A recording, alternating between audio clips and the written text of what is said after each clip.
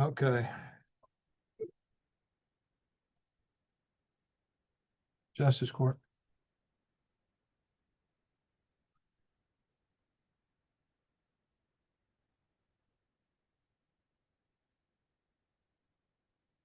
Yes.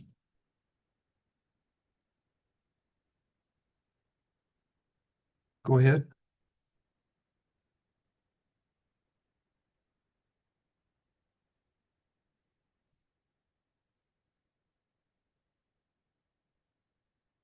Zero zero four.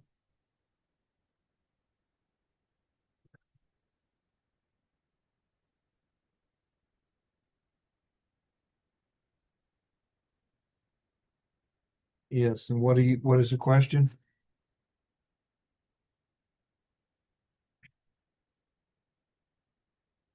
It's pending. I need to I'm about to send out I just been going through some of these old ones and I'm about to send out a set a trial date. I've not heard anything from LVNV. They haven't asked for a default or anything like that. We have a return of service. Doesn't appear that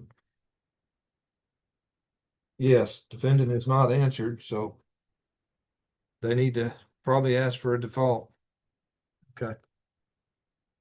They don't know anything.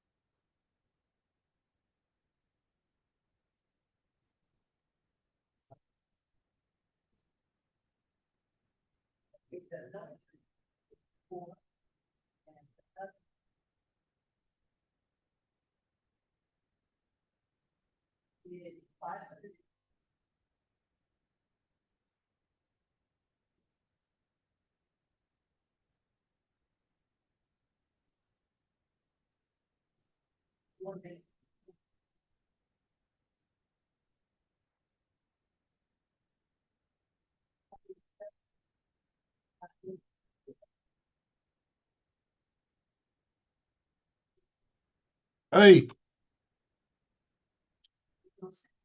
oh, pretty good. Trying to figure out my YouTube channel that opened up years ago.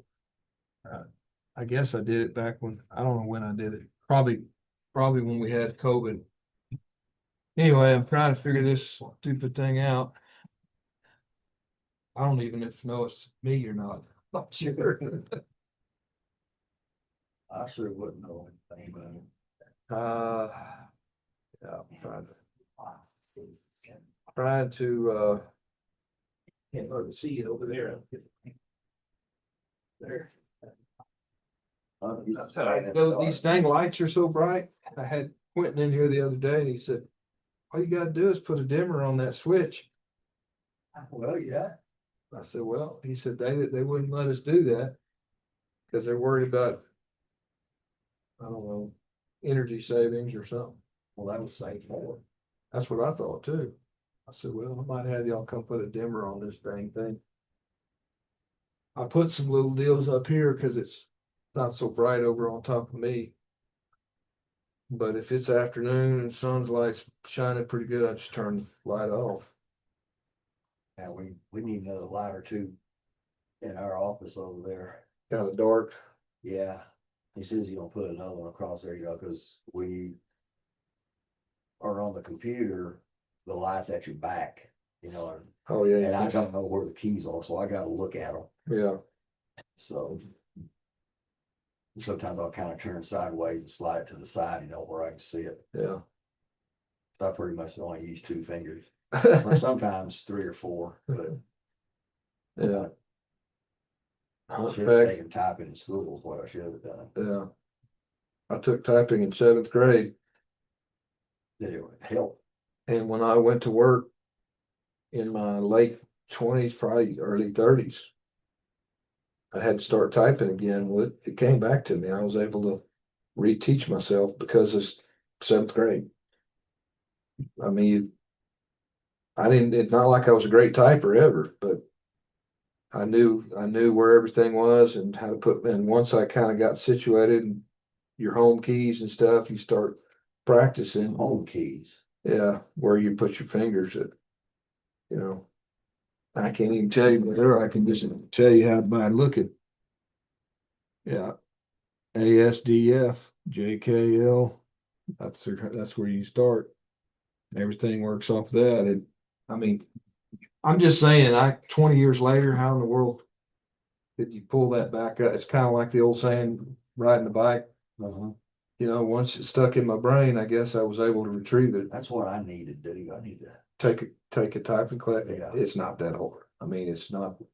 I'll tell you something can't figure out. And I guess it's shorthand. Like Tina Young. Oh my And gosh. everybody's in there talking. And that's not normal typing either. I don't know. Hers is different. Yeah, I think it's shorthand. It's like shorthand, but it's on the. Of course, I learned on an old timey metal typewriter. That's how we. Yeah, it wasn't electric. It wasn't electric. Hard enough. It was a pure old timey old metal sink, steel, and we had ribbons and everything, and we'd sit there and type. And that's how I learned. And I remember the old teacher, she was an old lady that was probably been teaching typing for who knows how long. And back then, this is probably late seventies, early eighties, it was, I couldn't figure out why they would even teach me typing. Why would I need to know typing? I didn't know the computers were gonna be the coming thing. I still had an image in my mind that typing was only for girls. Yeah, that was us too.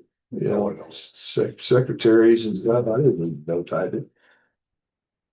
Little did I know that I would spend years and years later on keyboard learning, my whole life is typing almost. I made a fool out of myself here.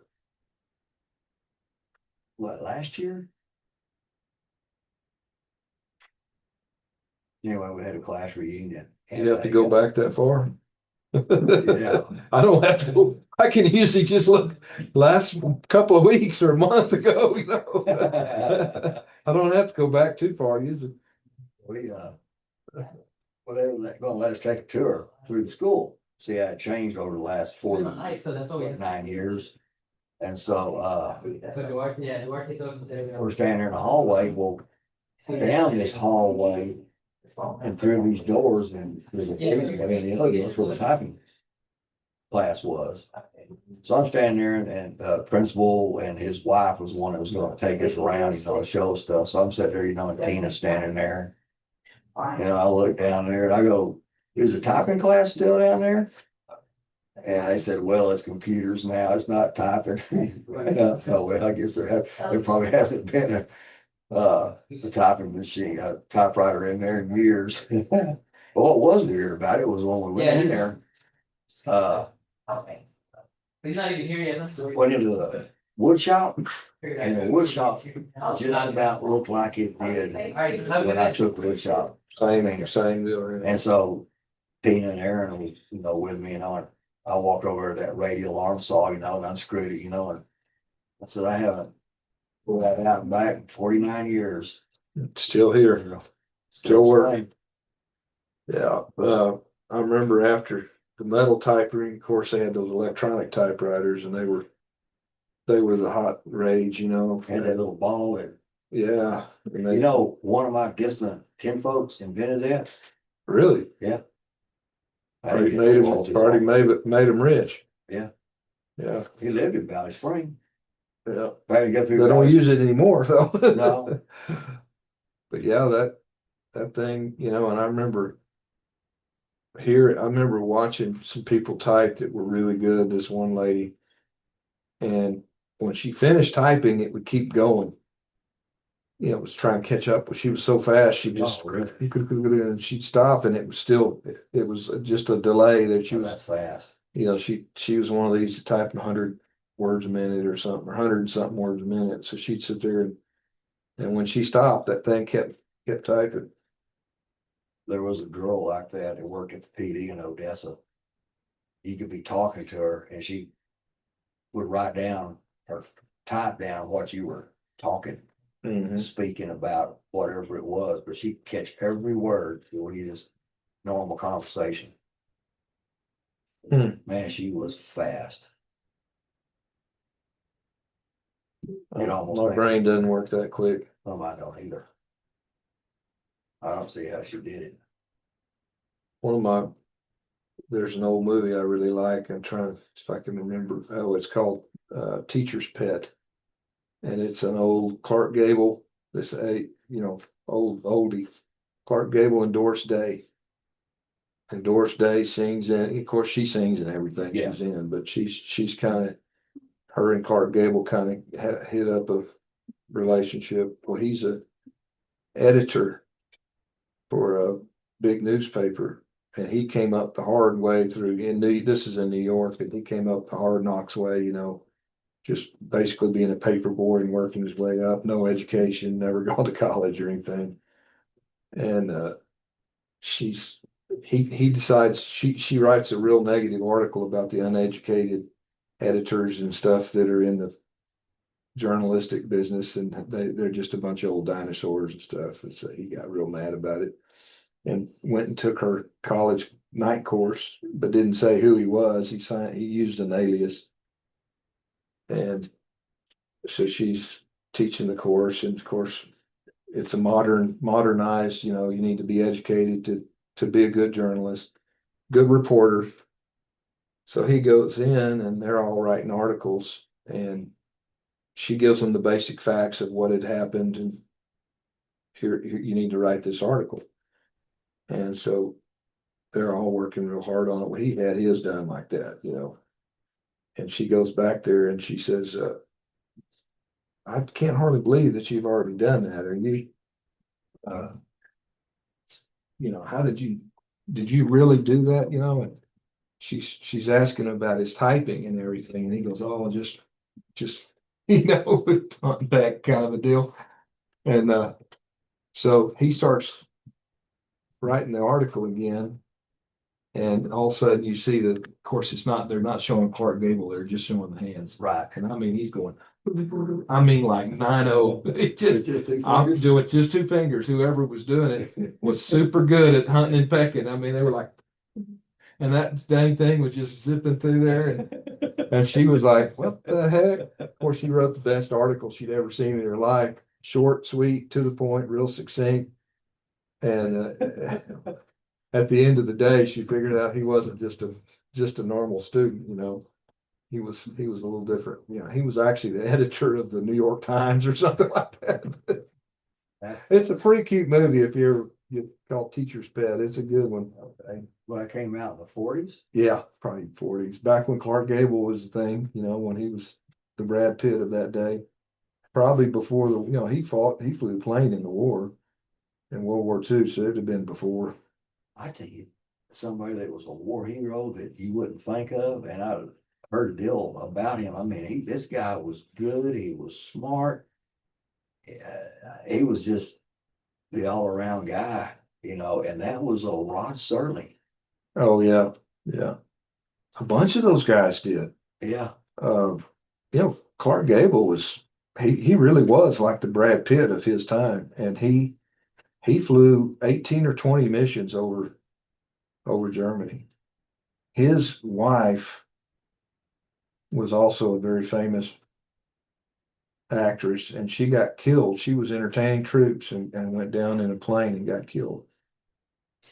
And so they said he just volunteered for anything. He didn't care what was He going to didn't happen. care whether he lived He or didn't died. care whether he lived or died.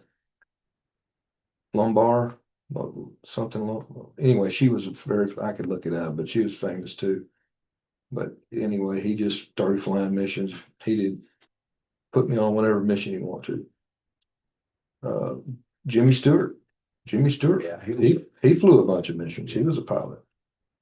He was actually like a colonel or something in the National Guard. He went up the ranks after the war. He stayed in the National Guard, but he flew a lot.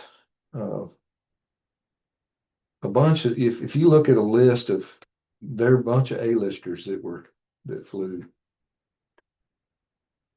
Different world back then though, or that fought in World War II. Yeah. Lee Marvin was a Marine, and he saw a lot of action. Well, wasn't Charles Bronson something too? Bronson was a I don't know what branch he was in, but he saw a lot of action too. Bronson did. Lee Marvin. You know, but Jimmy Stewart was about as big as it gets, and he was flying. And Clark Gables, both those two guys were at the top of the food chain in Hollywood at that time. I don't think we'd see that now. No. No. Those big guys, I don't care what kind of war, how noble the war was, I don't think we'd see them in it. Any of these big actors. Right now. What are you up to today? Well, I've been Bringing chasing- tickets over, bringing tickets over to Listen? I haven't had a chance to even go out on the highway except on calls. Oh, Had to mess around, practically fight a bull this morning. oh, I heard that call. Yeah. Oh, Whose bull was that? There were two of them, wasn't there? well, that cow is a cow and a bull, and that cow, where the cow went, it just disappeared. I went over and talked to that Brent, Oh, out there at the feed store, Erna, Oh, Brett, Bauer, Brett, Brett, Brett Bauer, Bauer. yeah. yeah, and, Was it his bull? no, it wasn't his, but he knew who it was. He called the guy. Well, he's about 80 years old. And he's that one, he lives in Austin and he has all the marijuana stores. In Austin? Yeah. And he's like, well, he can't get out here before tomorrow. Well, we could go ahead and run him through the water gap, go ahead and put the water gap back up.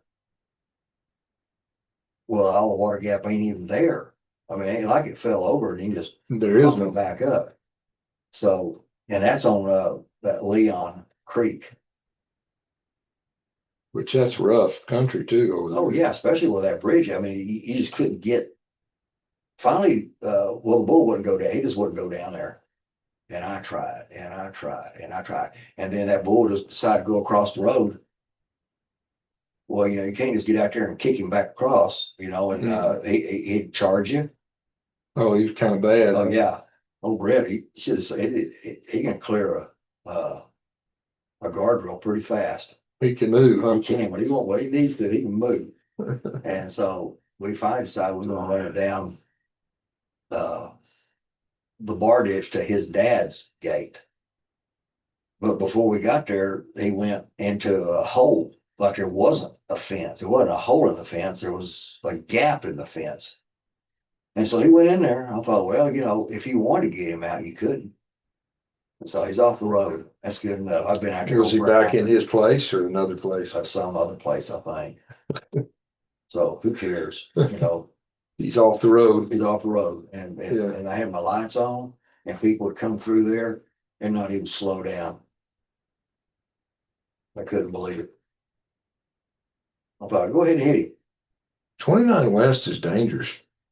It seems to be. For some reason, it's just always, people just don't slow down on that road. But when I go out there and try to write tickets, I can't find one. Oh, you can't? Uh-uh.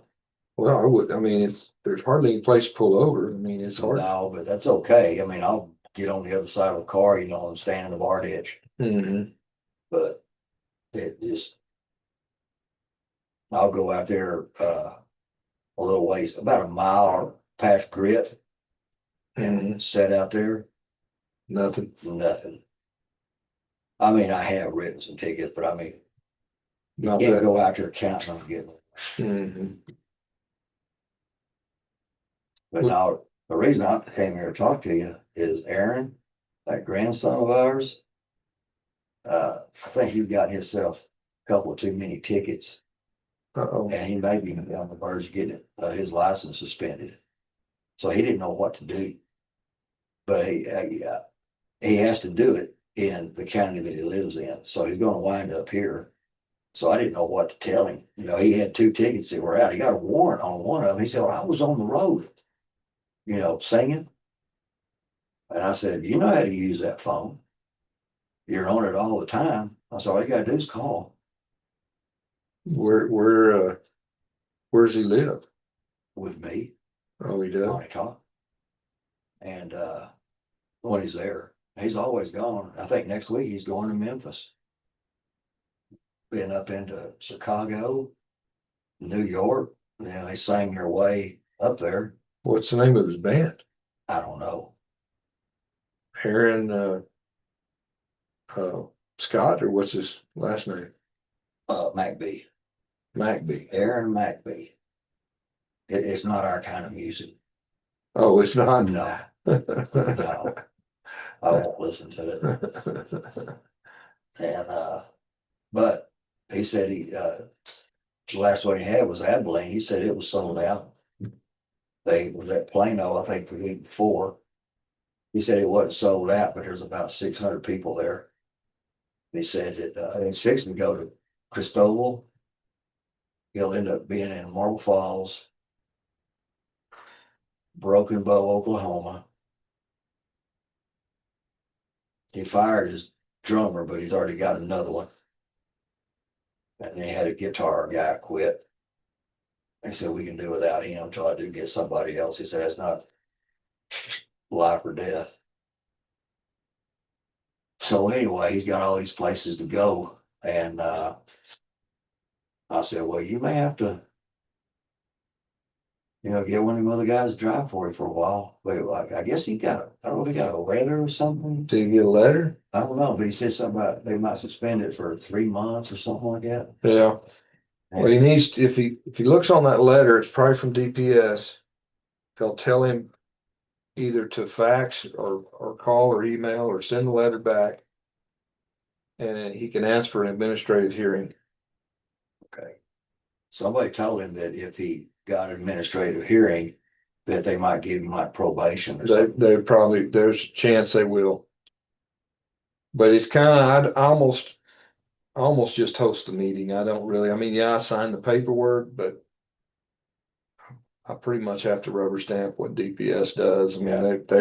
they make the rules and they, unless it's something real bad, unless I just completely disagree. Like the guy that comes down here from Angelo, Max Cox, he's got good common sense. He's a sharp guy, and he now sometimes he just has to, if it's some kind of, if they're having seizures or something, like there's some medical issue, we don't have any choice. We have to do it. But if it's more or less of too many tickets or something like that, they'll put them on probation. Well, I told him, I mean, I've been working and I got our insurance. He's on my insurance. And I was with Farm Bureau 52 years. And I've already got more insurance, but I haven't told Farm Bureau yet. I'm gonna tell them that tomorrow. I'm through. I can be there as long as I've been there, quit for a little while and go back and it'll be cheaper. Hmm. But it's like they're getting a new person, so it's gonna be cheap on you, and then it's gonna start going up later.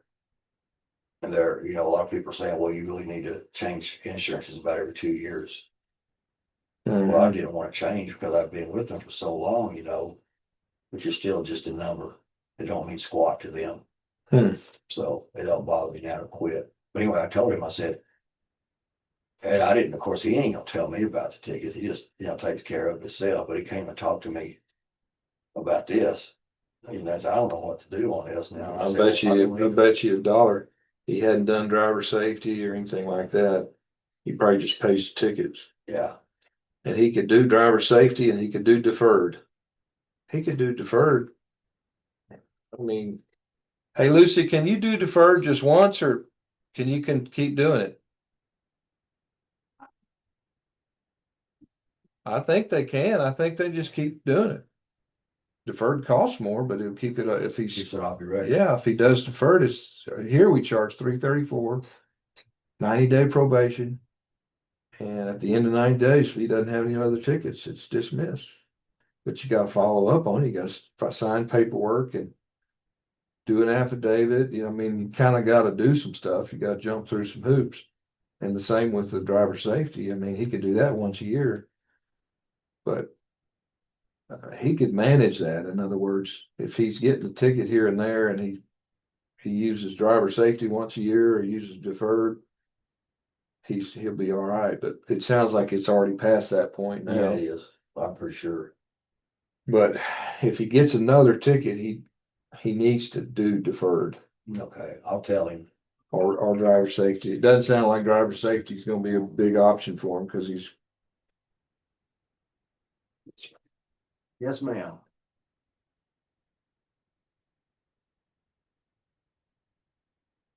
Usually we give them 3 days.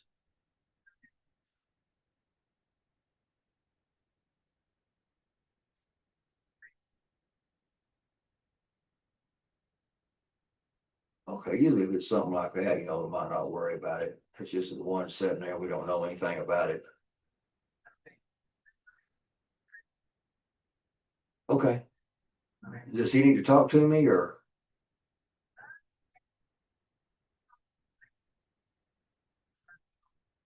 Okay, I'm over here at the courthouse in the judge's office, but I'll head that way. Okay. All right, bye. He's just like I was. It's a wonder I didn't get my license yanked. I had speeding tickets like you wouldn't believe. Yeah. I just had to get your foot out of it. You know, he got one in Junction. Is in a school zone. He's doing 35 because the speed limit was 35. He said he didn't know he was in a school zone. And when he was telling me, I thought, I think he's telling me the truth, Mhm. but we still got one. Yeah, you can't do deferred on that, I don't think, or driver safety, but. You know, if he gets another speeding ticket, he just needs to keep it off his record. But I told him, I Now, said, if he does, I don't know how that works when you're on probation. I'm not sure. He may just have to stay clean and for 90 days, just don't drive like an old man. yeah. Tell him drive like you. Yeah, because I don't speed. I know, matter of fact, my speed limit, if I could say going to San Angelo, the speed limit was 75, I still got it on 70. Yeah. I say, you know, you don't get there any faster. I mean, when I go to Brady, I don't change it. I just leave it at 70, just unless somebody just barreling on behind me or something, but. Yeah, they pass you like you said, still, and you catch them at the red light at Walmart. I know. I know. I've had that happen. I don't know how many times going to Fredericksburg. Somebody blows by you and they can't get in. You pull in that T to turn and they're right in front of you. Yeah, Like, well, you sure did save a I lot. could have got a ticket. I was going to San Angelo. In fact, I don't know if it was the last time or time before last, I was going to Midland. And I looked in the rearview mirror and his car was coming up on me. I promise you, he was running a minimum of 100. And he went by me. I thought, man, I wish there was a highway patrol up there. And about 2 miles, the highway patrol had him pulled over. And I just tooted my horn when I went by, you know, just kept on going. Give me a thumbs up. But this new insurance company that I got, they've got these little deals that you put in your vehicle and it monitors your driving. You know, it's real sharp turns and, you know, just monitor. I don't know how it does it, you know. How And stuff gives works. you a rating or something, probably It where does. they, And if they keep it good, your rates go down. And I told him, I said, we got to put one in your pickup. I said, you've got to drive right or it's going to show we're not going to get a cut. And I'm not going to not get a cut. You know, if you want to drive crazy, that's fine, but you're going to have to pay for your own insurance. do it on your own. Yeah. So we'll see. Yeah. But I understand. I mean, when I was his age, I drove real comfortable, both feet flat on the floor. Well, And- tell him to ask for an administrative hearing and mail that in to, and he only has so much time to do that. I don't remember how much time they give him, but he's got to respond, whatever that letter that DPS sent, or he maybe could call him and just, if you got to have a number or something, calling them's no fun. I mean, it's like, take forever. you might as well call Trump and ask him to get in touch with him for you. I mean, they're not easy to talk to, but if he mails it or faxes it, it may even be a fax option. Then we can get him in here. We'll set a hearing and it's easy. We'll set it out 3 or 4 months out where he can schedule it. Okay. That'll work. All righty. We'll see what this guy wants.